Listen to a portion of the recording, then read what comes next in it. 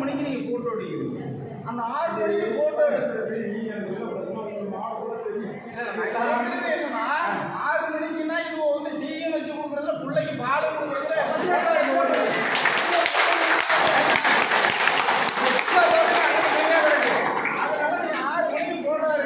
அனுமதிக்க முடியாது. நீங்க என்ன பண்றீங்கன்னா தீர்மானம் வச்சு 9 மணிக்கு வேலைன்னா 9 மணி, 8 மணி நேரம் வேலை தானே மக்களுக்கு.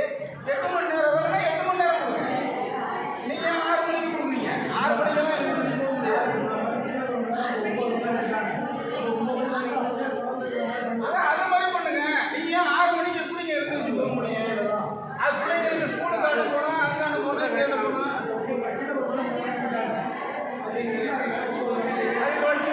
அடுத்ததா சொல்லிடுறேன். ஒரே ஆமா. அடுத்தது வந்து இந்த ஊராட்சிக்கு என்னென்ன வருமானம் வருது எல்லா குளமும் ஏலம் விட்டுட்டீங்களா? இந்த எத்தனை கணக்கு வச்சுருக்கீங்க? 2022லேருந்து 23 வரை உள்ள மீன்பாசி குட்டலை எல்லாத்துக்கும் ஏலம் விட்டீங்களா இல்லையா? எவ்வளோ வருமானம் வந்திருக்கு அந்த பட்டியெல்லாம் வந்து ரெடி பண்ணுங்க. ரெடி பண்ணிருக்கேன். இல்லை நீங்கள் அவைக்கு வரும்போது எல்லா கணக்கோடையும் வந்துடணும். ஆமாம். எவ்வளோ வந்து நீங்கள் விட்டுருக்கீங்க, எத்தனை குளம் விட்டா விடாமல் இருக்குது அதை கணக்கில் வச்சுங்க. வருமானத்துக்காக சொல்கிறேன். வீட்டு வரி, அடுத்தது குடிநீர் வரி, இது எல்லாம் இதர வரிகள், இதர லாபம் என்ன வந்திருக்கு? செலவு கணக்கு நீங்கள் வந்து கணக்கு இல்லாமல் போட்டுருக்கீங்க. ஏகப்பட்டது கணக்கு போட்டுருக்கீங்க.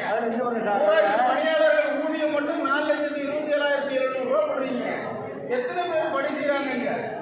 அவங்களுக்கான என்ன அது ஆப்ரேட் தனியாக போடுறீங்க. ஓஎஸ்டி பராமரிப்பு கைப்பூசு பராமரிப்புன்னு தனியாக போடுறீங்க. இல்லை இங்கேருங்க. இது ஊராட்சி பணியாளர்னா சார், இந்த ஆப்ரேட் அவங்க எல்லாமே இதான் சார். ஓஎஸ்டி பராமரிப்புனா அது வந்து தனியாக நீங்கள் வந்து பணியாளர் வேலை பார்க்குறாங்க. அவங்களுக்கு என்ன வேலை வந்து கொடுக்கப்படுது அப்படிங்கிறதெல்லாம் வந்து நீங்கள் ஏன்னா ஓயாமல் சார் சொன்ன மாதிரி ஓயாமல் கணக்கெடுக்கிறாங்க. ஒழிய ஒரு வேலையாக அவங்கள கூறோட தான் இருக்குது, மாடியோட தான் இருக்குது. அதனால அது எதெல்லாம் பார்த்துங்க. மாதத்துக்கு 39,000 ஒரு மாதத்துக்கு 40 ரூபா. அது எத்தனை பேர் வாங்குறாங்கிறதையும் கணக்கில் சொல்லிடுங்க. ஏன்னா 100 நாள் வேலை திட்டத்திலையும் போட்டு எடுக்கலாம். இல்லை இப்போ ஏன்னா பணிதள பொறுப்பாளர்களுக்கு நீங்கள் 100 நாள் வேலையில் போட்டு எடுத்துங்க. ஊராட்சியில் எத்தனை பேர் வேலை பார்க்குறாங்கன்னு பாருங்க. நான் என்ன சொல்கிறேன்னா அந்த சிரமம் நான் கொடுக்கணும், உங்களுக்கு சிரமம் கொடுக்கணுங்கிறதெல்லாம் இல்லை. 100 நாளும் இந்த மக்களுக்கு வேலை வேணும். அதுக்கு கொடுத்துருக்கீங்களா இல்லையாங்கிறது எனக்கு பட்டியல் கொடுங்க. இப்போ ஒரு 11 ஆமாம் எல்லாரும்